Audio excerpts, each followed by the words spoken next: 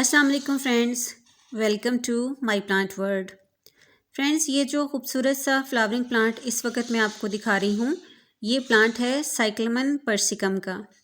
आज की इस वीडियो में मैं आपको साइक्लमन प्लांट की केयर हमने कैसे करनी है ये बताऊँगी। इसको हम कैसे कब ग्रो करते हैं और इसकी प्रोपेगेशन कैसे की जाती है, इसको हमने कौन सा फर्टिलाइज़र देना है, आज की इस वीडियो में मैं आपको ये सब बातें बताऊँगी। फ्रेंड्स, साइक्लमन पर्सिकम एक हर्बिशियस पेरिनियल प्लांट है और ये कोल्ड वेदर का प्लांट है। इसको ट्यूबर यानी कि बल्ब से ग्रो किया जाता है और फिर इस बल्ब में से इस तरह के खूबसूरत लीव्स और कलरफुल फ्लावर्स खिलते हैं। ये फ्लावर्स आमतौर पर पिंक, वाइट, रेड और फूशिया कलर के होते हैं और बटरफ्लाई की तरह की इसकी फूलों की शेप होती है। जो खिलते हैं तो बहुत ही खूबसूरत लगते हैं।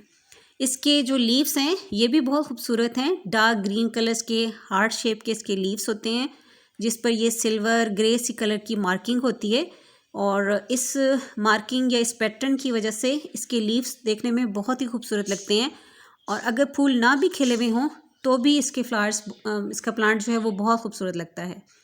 इन लीव्स के सेंटर से इस तरह से फ्लावरिंग स्पाइक निकलती हैं और उस पर ये बटरफ्लाई शेप का फूल खिलता है जो कि देखने में बहुत ही खूबसूरत लगता है।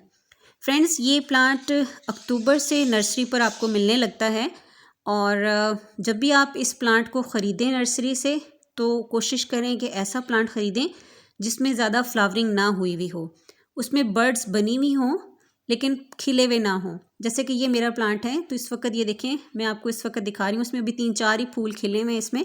और ये देखें नीचे से अभी इसमें कितनी ज़्यादा न्यू ग्रोथ हो रही है, न्यू लीव्स बन रहे हैं, न्यू इसमें बर्ड्स बन रही हैं, फ्लावरिंग बर्ड्स बन रही हैं।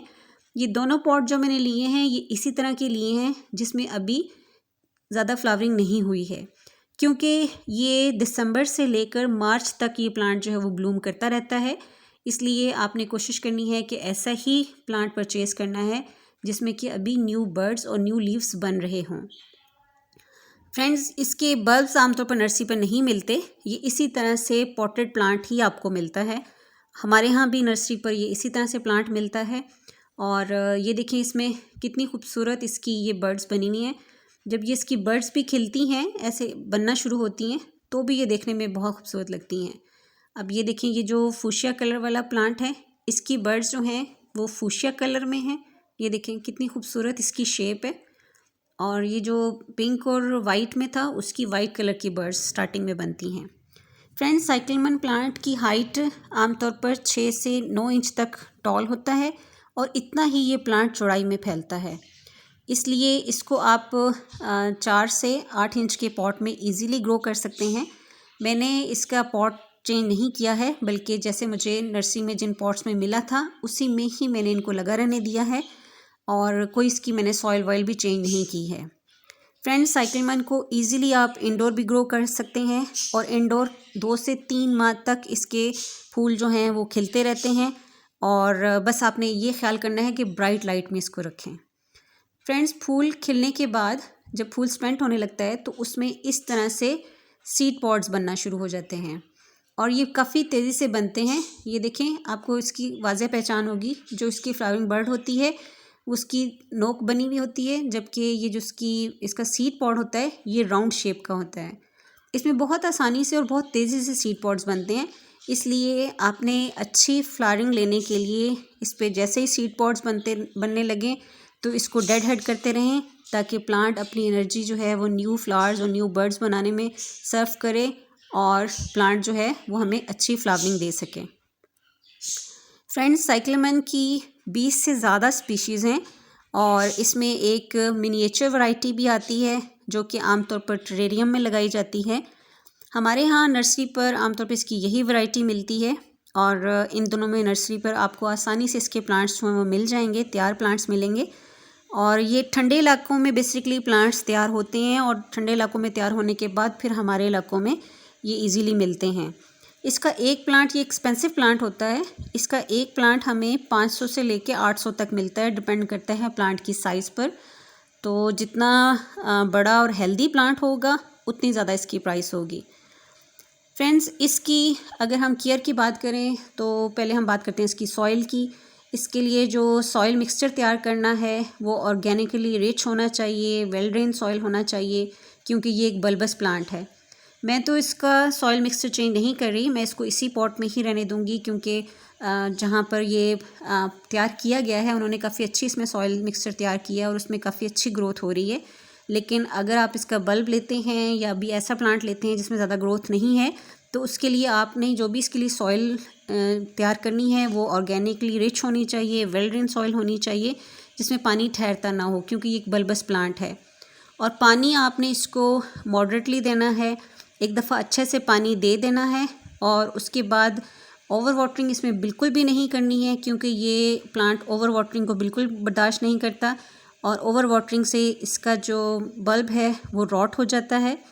और वाटरिंग करते वक्त एक बात आपने और ख़्याल करना है कि कभी भी प्लांट के ऊपर पानी नहीं देना, हमेशा सॉइल में पानी देना है। प्लांट के ऊपर शावरिंग नहीं करनी, ख़ासतौर पे इसके सेंटर ऑफ प्लांट में जहाँ से इसकी फ्लावरिंग बर्ड्स निकलती हैं, यहाँ पर वाटरिंग नहीं करनी, अदरवाइज़ ये गल सकता है। और इसको अभी विंटर है, विंटर में आप इसको किसी ऐसी जगह पे रखें जहाँ पर इसको मॉर्निंग की 2 से 3 घंटे की धूप मिले। इसको ब्राइट फिल्टर्ड लाइट चाहिए। इसके अलावा हार्श लाइट में, हार्श सनलाइट में ये इसके पत्ते जो हैं वो जलने लगते हैं। और एक बात और, जब पानी की कमी होने लगती है तो ये प्लांट जो है वो विल्ट करने लगता है। तो आपने कोशिश करनी है कि इसको किसी ऐसी जगह पे रखें जहाँ पर इसको सारे दिन की ब्राइट लाइट मिले, लेकिन सूरज की रोशनी जो है वो अर्ली मॉर्निंग या इवनिंग की 2 से 3 घंटे की अगर इसको मिल जाए तो इसके लिए काफ़ी है। इसकी प्रोपिगेशन की हम बात करें तो जैसे कि मैंने अभी आपको पहले बताया, इस पर सीड पॉड्स बहुत इजीली बनते हैं। इसको सीड से भी तैयार किया जा सकता है, लेकिन वो काफ़ी मुश्किल और लेंथी प्रोसीजर है। जबकि जो इसके बल्ब मिलते हैं, ट्यूबर्स होती हैं, वो अगर मिल जाएं तो उससे इनको बहुत ही आसानी से ग्रो किया जा सकता है। और इसकी जो बल्ब होते हैं उनको, जैसे बाकी बल्ब्स को हम सॉइल के अंदर दबाते हैं, बिल्कुल उस तरह से इसको नहीं दबाया जाता, बल्कि इसका जो टॉप वाला हिस्सा होता है, क्राउन वाला हिस्सा, उसको सॉइल से बाहर रहने देते हैं। फ्रेंड्स, अगर हम इसके फर्टिलाइज़र की बात करें तो एक दफ़ा जब इसका ग्रोइंग सीज़न स्टार्ट होता है तो उस वक़्त हम इसे कोई सा भी फर्टिलाइज़र दे सकते हैं, जैसे कि वर्मी कंपोस्ट या सीवीड, या इसके अलावा इसे हम DAP भी डाल सकते हैं। और उसके बाद जैसे बाकी हम विंटर के फ्लावरिंग प्लांट्स को हर 15 दिन के बाद या 20 दिन के बाद कोई सा भी लिक्विड फर्टिलाइज़र देते हैं, वो फर्टिलाइज़र भी इसको दिया जा सकता है। और इसके अलावा ये पेस्ट फ्री प्लांट है, इस पर कोई पेस्ट का अटैक नहीं होता है। हाँ, अलबत्ता ये प्लांट सिर्फ ओवर वाटरिंग से रॉट होता है, इसलिए ओवर वाटरिंग इसमें नहीं करनी है। और उसके अलावा इसको फुल सन में भी नहीं रखना, ताकि इसके पत्ते जो हैं वो धूप की शिद्दत से जले नहीं। इसके अलावा फ्रेंड्स, जैसे कि मैंने आपको पहले बताया, ये एक हर्बिशियस पेरिनियल प्लांट है। ये प्लांट कभी भी मरता नहीं है। जब इसका सीज़न ऑफ होता है, जैसे ही गर्मियाँ स्टार्ट होने लगती हैं, तो आहिस्ता आहिस्ता इसके पत्ते पीले होकर झड़ने लगते हैं। तब ये प्लांट मरता नहीं है, बल्कि डोर्मेंट हो जाता है। इस वक्त हमने ये करना है कि इसको पॉट समेत किसी ठंडी जगह पे रख देना है और वाटरिंग बंद कर देनी है। इसके बल्ब को पॉट से निकालने की ज़रूरत नहीं है, उसमें ही रहने दें।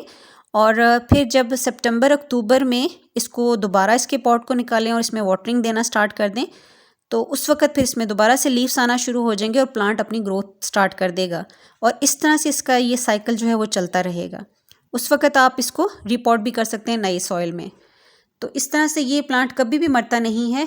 एक दफ़ा अगर आप प्लांट ख़रीद लेते हैं तो साला साल ये प्लांट आपके पास इसी तरह से रहता है, बस इसकी केयर करनी है।